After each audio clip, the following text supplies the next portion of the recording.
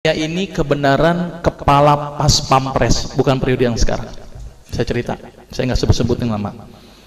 Kepala pas pampres beberapa periode yang lalu datang ke saya, dok, saya ini sakit darah tinggi dok, tensi saya normal sekarang, tapi saya harus minum obat seumur hidup dok. Obatnya Captopril. Saya bosan minum obat ini. Bisa nggak dok saya nggak minum obat ini? Saya pada waktu itu terkenal sebagai terkun mbak, dokter plus dukun itu ya. Jadi datang ke saya pengen nggak pakai obat. Saya bilang ke bapak itu, baik pak, kita coba. Obat saya stop, saya kasih apa? Timun, seledri, bawang putih, pisang raja, kurma. Pulang pak, kontrol lagi minggu depan. Apa yang terjadi setelah minggu depan? Tensinya tambah naik pak. Dokter gimana sih dok? Bukannya stabil kok malah naik. Kenapa ini dok? Wah, saya ngeliat tampangnya udah serem banget itu kan. Yaudah deh pak, saya coba lagi, dosis saya naikkan pak. Timun dinaikkan, bawang putih dinaikkan, pisang raja dinaikkan, kurma dinaikkan. Orang bilang belenger nih orang gitu ya. Kontrol lagi pak minggu depan. Apa yang terjadi pak? Setelah minggu depan tensi tidak turun-turun. Saya pada waktu itu sempat hopeless. Aduh, harus gimana lagi? Dan bapak itu bilang ke saya, ini real pengalaman saya ketika praktek, dan real saya menggunakan terapi ini adalah pasien pertama saya. Saya pada waktu bilang ke bapak itu begini.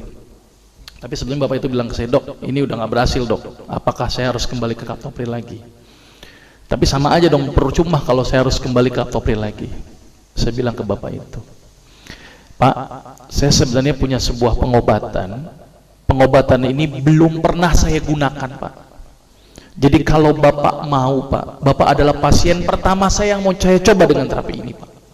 Daripada bawa pulang nggak bawa apa-apa, kalau bapak pun mau.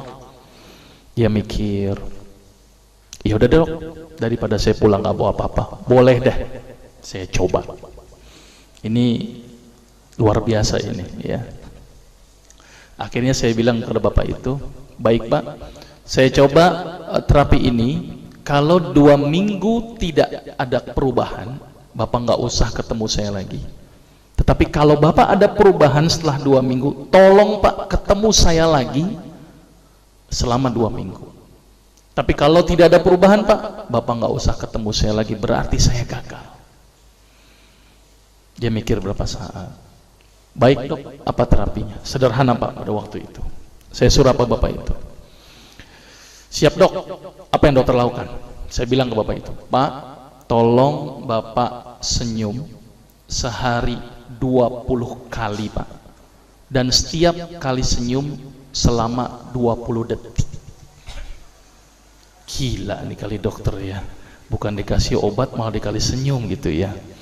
Sudah pak, jalankan saja. Kalau tidak sembuh nggak usah ketemu saya lagi, tapi kalau sembuh tolong 2 minggu ketemu saya lagi. Dia mikir, baik dok, tapi bagaimana kalau saya tidak bisa senyum? Ya udah pak, ngelihat kaca senyum sendiri, saya suruh begitu. Ini jujur saja, ini kasus pertama saya, dan saya waktu itu nekat saja karena saya sudah hopeless, harus bagaimana lagi kan, daripada dia tidak mau kembali ke Captopril. Akhirnya di luar perkiraan saya pak, ternyata bapak yang kepala pas pampres itu datang ke saya lagi pada waktu 2 minggu kemudian sambil senyum-senyum. Berarti kesimpulannya pak, sembuh pak. Kenapa kok bisa sembuh? Ini yang pertanyaan cukup mendasar. Kenapa kok senyum bisa sembuh? Sampai-sampai itu ajudannya bingung sama saya, dokter, itu bapak diapain dok? Biasanya kalau upacara marah-marah, sekarang senyum-senyum. Baca koran, senyum-senyum. Bengong sedikit, senyum-senyum. Saya bilang memang target terapinya begitu, harus 20 kali sehari. Ternyata penelitian menunjukkan orang yang senyum sebanyak 20 kali sehari dengan durasi 20 detik setiap senyumnya, maka otak akan mengeluarkan sejenis zat yang namanya beta endorfin. Apa itu beta endorfin? Beta endogenous morfin, atau morfin yang dihasilkan alami oleh tubuh. Maka itu kalau orang yang biasa makan morfin, biasanya tubuhnya tidak bisa memproduksi morfin lagi. Jadi kalau orang yang banyak senyum Pak, ternyata morfinnya semakin banyak. Dan ternyata fungsi beta endorfin itu adalah melebarkan pembuluh darah. Maka itu orang yang rajin senyum itu adalah pembuluh darahnya lebar dan tercegah dari penyakit hipertensi. Tapi penelitian menunjukkan harus berapa kali tadi? 20 kali sehari. 19 kali aja nggak ngefek Pak. Gitu ya. Dan tidak boleh dirapel. 20 kali kali 20 detik berarti berapa? 400 detik sekaligus saja nggak ngefek Pak. Yang ada kering itu gigi gitu ya. Jadi senyum yang berefek itu harus intermiten. Sekarang senyum, nanti senyum, nanti senyum.